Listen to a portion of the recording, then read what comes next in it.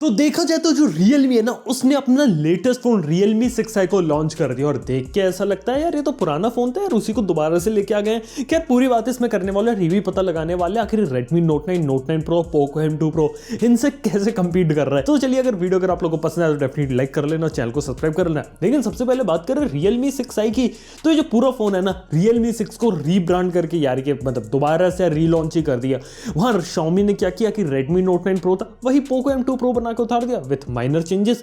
यहां पे क्या था, Realme 6 लिया, माइनर चेंजेस के साथ Realme 6i बना दिया। अब एग्जैक्टली बता देता हूं, Realme 6i में भी MediaTek का Helio G90T चिपसेट आपको देखने को मिलता है। यहां भी आपको एक बड़ा सा फुल HD प्लस स्क्रीन देखने को मिलती है, IPS LCD और होल पंच डिस्प्ले देखने को मिलता है, जैसा आपको सेम देखने को मिला था। यानी कि इवन डिजाइन है ना Realme 6i, Realme 6 का एग्जैक्ट सेम आपको देखने को मिल रहा है। यहां तक कि इसके अंदर आपको इन डिस्प्ले के अंदर जो सेल्फी कैमरा है वो है 16 मेगापिक्सल का, और तो और जो बैटरी देखने को मिल रही है वो भी है 4300 mAh की, और तो और सारी चीजें एग्जैक्ट सेम देखने को मिल रही है। बस यहाँ पे सिर्फ दो चेंजेस है, वो है पीछे के कैमरा में। सबसे पहला, पीछे कैमरे में क्या था कि Realme 6 में 64 megapixel plus 8 megapixel plus 2 megapixel का मैक्रो प्लस 2 मेगापिक्सल का डेप्थ सेंसर देखने को मिलता था।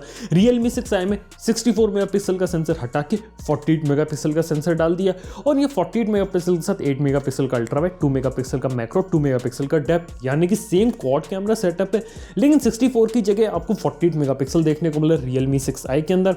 और दूसरी चीज ये है कि Realme 6i है ना, वो भी 30 वोट की जो फ्लैश चार्जिंग होती है उसे सपोर्ट करता है, जैसे Realme 6 सपोर्ट करता था। लेकिन Realme 6i के बॉक्स के अंदर आपको 20 वोट का चार्जर देखने को मिलेगा। ये वैसे ही चार्जर होगा जैसा आपको Realme 5 Pro, Realme 3 Pro जो पिछले साल फोन आए थे ना, उनमें जो आपको चार्जर देखने को मिला था ना, ठीक वही चार्जर आपको इसके बॉक्स के अंदर देखने को मिलने वाला है। और अगर आपको 30 वोट की चार्जिंग को अच्छे तरीके से यूटिलाइज करना है तो आपको Realme की वेबसाइट से 30 वोट का चार्जर अलग से परचेज करना पड़ेगा। यानी कि 30 वोट की चार्जिंग सपोर्ट करता है, लेकिन चार्जर अलग से करना पड़ेगा। और देखा है तो इन दो जगह Realme ने कॉस्ट कटिंग करी है, यानी कि जो पैसे होते हैं ना वो बचाने की कोशिश करी है। और ओवरऑल इसे लॉन्च करने का मेन मकसद मैं बता देता हूँ। अभी क्या हुआ था कि जब Realme 6 लॉन्च हुआ था ना, तो उसका जो लॉन्च प्राइस था ना 4GB रैम 64GB वाले स्टोरेज मॉडल का, वो था 12,999 यानी कि 13,000 रुपीज। अब उसका प्राइस बढ़ के हो गया 14,999 और 13,000 रुपए वाला जो सेगमेंट है वो खाली छूट गया। और ऐसे जो 14,000 प्राइस है वो हो रखा है Redmi Note 9 Pro का, और 14,000 ही प्राइस हो रखा है Poco M2 Pro का। तो जो 13-14,000 वाला जो सेगमेंट था वो खाली छूट गया था, इसलिए Realme 6 के अंदर थोड़े बहुत चेंजेस करके उसे रीलॉन्च कर दिया Realme 6i नाम से, ताकि 13,000 वाला जो प्राइस सेगमेंट है ना वो फिल हो जाए। यानी कि इसे केयरफुली तरीके से प्लेस करा गया है। यानी कि 12,000 रुपए में आपको देखने को मिलता है Redmi Note 9 और 14,000 में Poco M2 Pro, और उनके बीच में एग्जैक्ट 13,000 का फोन देखने को मिल जाता है, जो कि काफी स्मार्ट चीज लगती है। अब यहाँ पे बस मैं सिर्फ ये बोलना चाहूंगा कि अगर किसी को अगर Redmi Note 9 खरीदना होता तो उसके अंदर वो 1,000 रुपए ज्यादा डालेगा, तो उसके अंदर ऑब्वियसली आपको 13,000 रुपीज में Realme 6i देखने को मिल जाएगा। और Realme 6i में अगर कोई 1,000 रुपए ज्यादा डालेगा तो वो डेफिनेटली अपग्रेड कर जाएगा Redmi Note 9 Pro या फिर Poco M2 Pro पे। अब बात करें प्रोसेसर की ना, तो G85 से बेटर है G90T, और G90T से बेटर है Snapdragon 720G। Snapdragon 720G में इंडिया के नाविक का भी सपोर्ट देखने को मिलता है। लेकिन G90T सिर्फ एक चीज के लिए बदनाम है, वो ये है कि G90T के अंदर आपको हीटिंग देखने को मिलती है।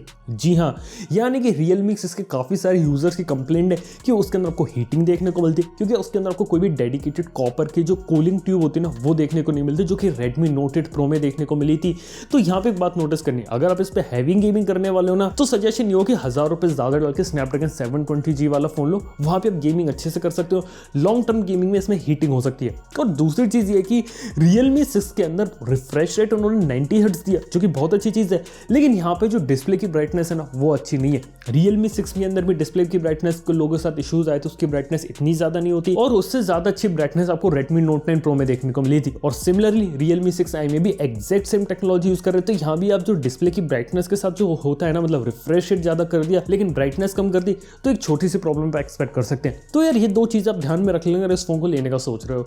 लेकिन इसी के साथ ही Realme ने ये भी कन्विंस कर दिया कि जो Realme है ना, वो जितनी भी अभी बैंड हुई थी, इवन उनकी सिक्योरिटी क्लीनर ऐप के अंदर जो क्लीन मास्टर होता है, उसे वो आने वाले समय में जितने भी उनके फोन अभी मार्केट में चल रहे जिनमें ऐप्स है उन्हें सॉफ्टवेयर अपडेट से डिसेबल करेंगे। और Realme 6i में आपको ये चीज देखने को नहीं मिलेगी। यानी कि अगर कोई Realme 6i अभी के समय में फोन खरीदता है और उसके बाद अगर उससे वो पहली बार उसे चालू करेगा ना, तो जितनी भी जो बैंड ऐप्स थी, जो क्लीन मास्टर वगैरह वगैरह जितनी भी चीजें थी जो पहले आपको Realme के फोन्स में देखने को मिलती थी, वो out of the box Realme 6i में देखने को नहीं मिलेंगी अगर आप इसका रिटेल यूनिट परचेस करते हो तो। और दूसरी चीज ये कि आपके कोई भी रियलमी का फ़ोन है अगर आपके पास, उसमें आने वाले समय सॉफ्टवेयर अपडेट आएगा और उससे पुरानी जो ऐप 7 क्लीन मास्टर वगैरह सारी रिमूव हो जाएंगी। तो ये देखा जाए तो काफ़ी अच्छी चीज़ करी उन्होंने, तो यहाँ पे थोड़ा सा अप्रिशिएट कर सकते हो उसे।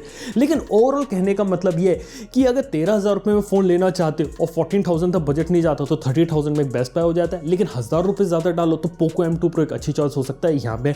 लेकिन वहीं इसका जो 664GB वाला मॉडल है जो कि 15,000 रुपीज़ का लॉन्च है, वहाँ पे नोटिस करने वाली बात है कि ये Realme 6 के जो 664GB वाला मॉडल है ना, उससे 1,000 रुपये सस्ता है। तो आपको 1,000 रुपये डाल के Realme 6 मिल जाएगा। लेकिन यहाँ मैं सजेस्ट ये करूँगा कि अगर आप कोई 15,000 रुपये डाल रहे हो ना इस फोन के अंदर, तो Realme 6 से बेटर है आप पोको M2 Pro ले लो। बाकी सारी ऐप्स होती है उसको अंदर से डिसेबल करो, क्लीनर ऐप को कभी यूज़ करो ही नहीं, उसे ADB का यूज़ करके अनइंस्टॉल कर सकते हो तो वो कर दो। तो यार ये चीज़ कर सकते हो, क्योंकि पोको M2 Pro में 6GB 64GB वाला भी 15,000 का आता है। यहाँ पे आपको Realme 6 आएगा 6GB RAM 64GB वाला मॉडल भी 15,000 को देखने को मिलता है।